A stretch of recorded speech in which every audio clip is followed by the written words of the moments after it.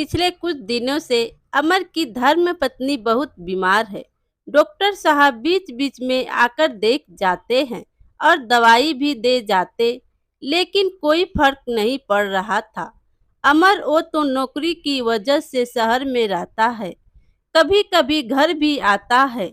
आज दोपहर से ही मूसलाधार बारिश होने के साथ साथ शर्मिला की और तबीयत खराब हो गई।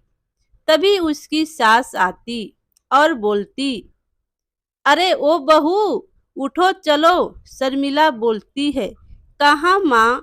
उसकी सास कहती है, हमारे घर से आज ही निकल जाना है, रहना नहीं इस घर में। बीमार बहू को और मैं नहीं रख सकती। शर्मिला बोलती है, घर से निकाल देंगे तो क्या होगा मेरा माँ? मेरे तो माँ बाप कोई नहीं है इस दुनिया में, कहाँ जाऊंगी? ओ मेरे को क्या पता, निकल जाने को कहा है तो निकल जाओ, नहीं तो मैं हाथ पकड़ कर निकाल दूंगी, इस घर से रखूंगी नहीं। शर्मिला रोते हुए कहती है, दया कीजिए माँ, दया कीजिए। इस मूसलाधार बारिश में अगर आप मुझे निकाल देंगी तो मैं मर जाऊंगी माँ। उसकी सास बोलती है, रोज रोज बिस्तर पर मरे पड़े रहने से तो अच्छा है कि सच में मर जाओ। फिर उसकी सास शर्मिला का हाथ पकड़कर खींचती है, चलो चलो निकल जाओ। शर्मिला कहती है, मैं कहीं नहीं जाऊंगी, आपके बेटे को तो आ जाने दीजिए पहले, उनके आने के बाद मैं चली जाऊंगी। फिर उसकी सास कहती है, बेटा, उसी ने तो घर से निकालने को कहा है, तेरे चले जाने पर वो दूसरी शादी करेगा। शर्मिला कहती है, आपके बेटे ने कहा है आपसे मुझे घर से निकालने के लिए, बोलिए। फिर उसकी सास बोलती है, क्या मैं झूठ बोल रही हूँ? जा जा, निकल जा मेरे घर से, जाओ। शर्मिला कहती है, ठीक है, उन्होंने ऐसा कहा है तो मुझे जबरदस्ती निकालने की कोई जरूरत नहीं है आपको, मैं खुद ही आपके घर से चली जाऊंगी माँ जी। उसकी सास बोलती है, जाओ जाओ, पीछा छोड़ दो मेरे बेटे का। तेज बारिश हो रही थी। एक हवेली से एक आवाज आ रही थी, मुझे बचाओ, मुझे बचाओ, कोई है मुझे बचाओ, इस डाकू से मुझे बचाओ। चिल्ला रहा एक गुरुदेव अपने सैनिकों के साथ उस आदमी के घर पर थे। गुरुदेव कहते हैं, मेरे हाथों से अब कोई नहीं बचा सकता। अत्याचारी जमींदार, इतने दिनों से गरीबों का सब कुछ लूट कर तूने धन इकट्ठा किया है, बहुत ही गलत काम किया है। वह सब धन छीनकर तुझसे गरीबों में बांट दूंगा, यह उनका हक है। चुपचाप सब मेरे हवाले कर दे, नहीं तो तेरा मृत्यु निश्चित है। तभी शर्मिला गंगा नदी के पास खड़ी होकर बोलती है, रोते हुए, हे माँ गंगे, आज मुझसे मेरा अंतिम सहारा भी छीन गया है, अब आपकी गोद में ही आश्रय लेना ठीक रहेगा माँ। फिर शर्मिला हाथ जोड़कर नदी में कूद जाती है।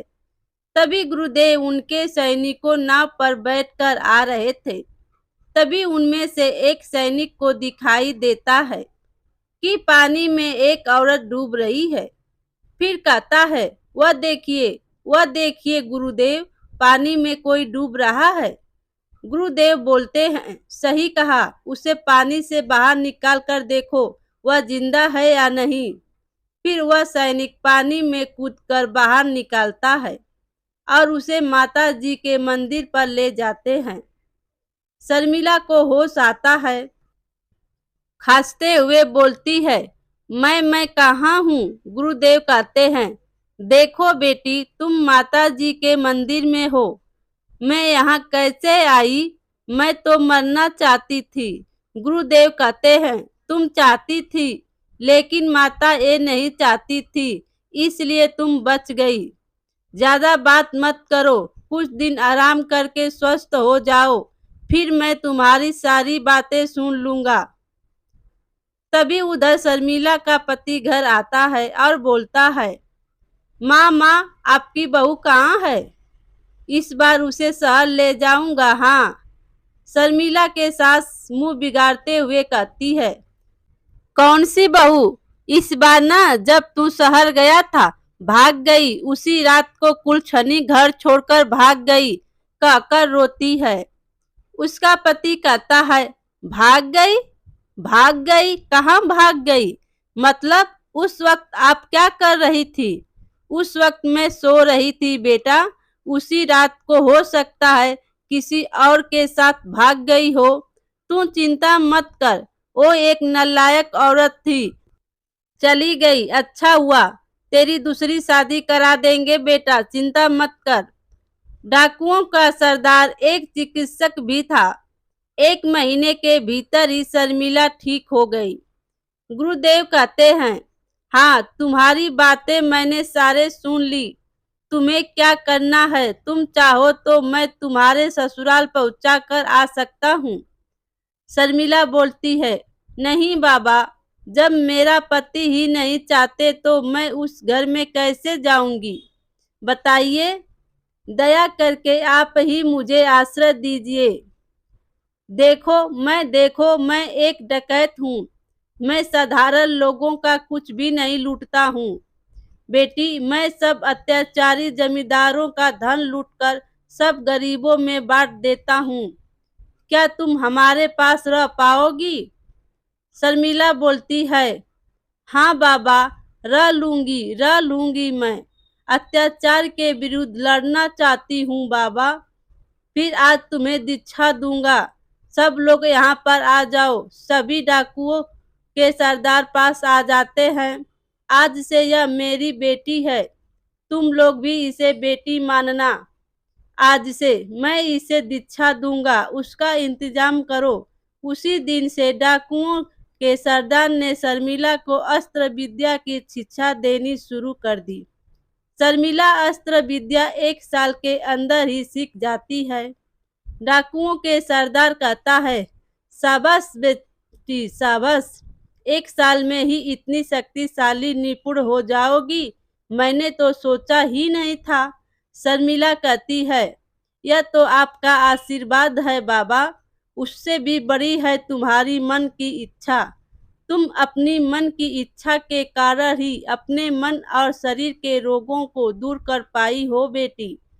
उधर शर्मिला का पति कमरे में बैठकर शर्मिला और अपना तस्वीर देखता है। डाकुओं का सरदार और शर्मिला दोनों बात कर रहे थे। तभी एक सरदार आता है। क्या बात है, बोलो? सरदार कहता है, गुरुदेव, कुछ दिनों से रघु नाम का लुटेरा केसरपुरा गांव में लोगों पर अत्याचार कर रहा है। पूरा गांव उससे भयभीत है। गुरुदेव कहते हैं, कैसा अत्याचार? सरदार बोलता है, साधारण गृहस्थ लोगों पर जुल्म कर रहा है।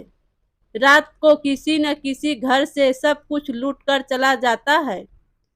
गुरुदेव कहते हैं, इस जुल्म बंद करना पड़ेगा। अच्छा ठीक है, इस रात को मैं जाऊंगा। शर्मिला बोलती है, आप क्यों जाएंगे बाबा? केसरपुरा गांव का मामला मुझ पर ही छोड़ दीजिए। गुरुदेव कहते हैं, क्या तुम उस दुष्ट को सजा दे पाओगी? शर्मिला कहती है, जरूर दे पाऊंगी बाबा, बस आप अपना आशीर्वाद दे दीजिए और कुछ नहीं। शर्मिला के ससुराल में उसकी सास और उसकी पति को डाकुओं ने बांध कर रखा था। शर्मिला की सास चिल्लाती है, बचाओ मुझे, कोई बचाओ। रघु नाम का लुटेरा कहता है, कोई नहीं आएगा तुझे बचाने। हाँ हाँ हाँ, मैंने सुना है तेरा बेटा शहर में नौकरी करता है और बहुत सारे रुपए जमा करके घर में रखा है। वह सब चुपचाप मुझे नहीं दिया तो दोनों का माँ बेटे का सर धड़ से अलग कर दूंगा। कोई नहीं बचा पाएगा तुझे। हाँ हाँ। तभी वहां पर शर्मिला हाथ में तलवार लिए पहुंच जाती है और कहती है, उससे पहले तू मेरे हाथों मारा जाएगा रघुराम। रघुराम कहता है, कौन हो तुम? शर्मिला बोलती है, मैं चाहे कोई भी हूँ, मैं तुझ जैसे अत्याचारों के लिए काल हूँ। रघुराम तलवार चलाता है और शर्मिला एक ही तलवार के वार में उसे नीचे गिरा देती है। रघुराम चिल्लाने लगता है, मत मारो मुझे, मत मारो मुझे। शर्मिला बोलती है, आज छोड़ दिया तुझे, आगे भविष्य में ऐसा हुआ तो उसी दिन तेरा अंत कर दूंगी। चल जा यहाँ से, समझ गया? दूर चला जा। फिर रघुराम वहां से भाग जाता है। शर्मिला अपना चेहरा बांध कर रखी थी। तुम कौन हो बेटी? हम लोगों की रक्षा की, बताओ कौन हो? शर्मिला बोलती है, मैं एक नारी हूँ। लेकिन कौन हो तुम बेटी? वह परिचय रहने दीजिए। अभी याद रखिए, मेरा नाम रानी है। अब मैं चलती हूँ। अमर बोलता है, इसकी आवाज तो जानी पहचानी सी लग रही है। आखिर कौन है ये रानी? मुझे पता लगाना ही होगा। असल में यह है कौन? शर्मिला माता जी के मंदिर पर जाकर बैठी थी। एक सरदार आता है और शर्मिला से कहता है, बेटी बेटी, एक आदमी आपसे मिलना चाहता है। शर्मिला पूछती है, कौन आदमी? नाम बताया अपना? सरदार बोलता है, हाँ, अमर। शर्मिला बोली, क्या अमर?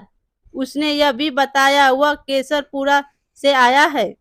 फिर शर्मिला कहती है, बुलाकर बैठाओ, ध्यान रखना उनके भगत में कोई त्रुटि न रह जाए। मैं कुछ देर के बाद उनसे भेंट करने आ जाऊंगी। फिर शर्मिला अपना चेहरा पर नकाब लगाकर अमर के सामने आती है और कहती है, आप मेरे पास किस काम से आए हैं? मैंने तो रघुराम डकैत से तो बचा ही लिया है। अमर अपने मन में सोचता है, यह आवाज, चेहरे की बनावट वैसी ही लग रहा है। पता लगाना ही होगा, यह कौन है? मैंने सुना है कि आप असहाय लोगों की विभिन्न प्रकार की मदद करती हैं। शर्मिला बोलती है, वह तो मैं करती हूँ। आपको कैसी मदद चाहिए? अमर बोलता है, मेरी पत्नी गुम हो गई है। क्या आप उसे ढूंढ कर ला सकती हैं? शर्मिला बोलती है, कैसे गुम हो गई वह? अमर बोलता है, दरअसल शहर में नौकरी करता हूँ। घर में मेरी माँ और बीमार पत्नी रहती थी। एक दिन शहर से मैं घर आया तो सुना कि मेरी पत्नी घर छोड़कर चली गई है। तब से मैं उसे ढूंढ ही रहा हूँ। अब तक मुझे उसका कोई पता नहीं चला। शर्मिला बोलती है, बीमार पत्नी को इतना ढूंढने की क्या जरूरत? मैं उसे बहुत प्यार करता हूँ। मेरी माँ ने मुझसे कहा है कि वो और किसी के साथ चली गई है। इस बात पर मुझे विश्वास नहीं है। नहीं नहीं, मैं इस बात पर विश्वास नहीं कर सकता। मैं जानता हूँ वह बहुत अच्छी लड़की है। शर्मिला अपने मन में सोचती है, अभी मुझसे इतना प्यार करते हैं, मुझ पर भरोसा करते हैं। ठीक है, मैंने एक साल पहले कुछ लड़कियों का आश्रम में रखा है। देखिए, उसमें से कोई आपकी पत्नी है क्या? दो लड़कियों को उसके सामने लाकर खड़ा कर दिया गया। देखिए, इनमें से है कोई आपकी पत्नी? अमर बोलता है, नहीं नहीं, इसमें से कोई मेरी पत्नी नहीं है। शर्मिला बोलती है, बिना चेहरे देखे कैसे यकीन से कह सकते हैं? अमर बोलता है, मैं अपनी पत्नी की सासों को भी पहचानता हूँ, अच्छी तरह से पहचान सकता हूँ। फिर शर्मिला बोलती है, मैं इस काम में आपकी कोई मदद नहीं कर सकती। फिर आपको खाली हाथ ही लौट कर जाना पड़ेगा। अमर कहता है, आप बुरा न मानो तो क्या मैं एक बात कह सकता हूँ? मुझे लगता है चेहरे पर नकाब लगाकर मेरे सामने खड़ी है, जिसे रानी के नाम से जानते हैं, वही मेरी पत्नी है। शर्मिला बोलती है, ये कैसे समझा आपने? मैंने कहा ना, उसकी आवाज, उसका चेहरा, यहाँ तक कि उसकी सांसों को भी अच्छी तरह पहचानता हूँ मैं। तभी जोर से हवा आती है और नकाब उड़ जाता है। अमर जोर से बोलता है, शर्मिला। तभी वहाँ गुरुदेव जी आ जाते हैं और कहते हैं, जाओ बेटी, अभी भी तुम्हारा पति तुम्हें त्याग नहीं किया है, अभी भी तुमसे बहुत प्यार करता है। अपने पति के साथ घर लौट जाओ, मेरा आशीर्वाद हमेशा तुम्हारे साथ है। जाओ बेटी जाओ। अमर कहता है, चलो शर्मिला चलो। दोनों एक दूसरे का हाथ पकड़कर घर लौट जाते हैं। मेरे प्यारे दोस्तों, कहानी अच्छी लगी हो तो लाइक कीजिए और अपने दोस्तों में शेयर कीजिए, और चैनल पर नए हो तो चैनल को सब्सक्राइब कीजिए। Thank you.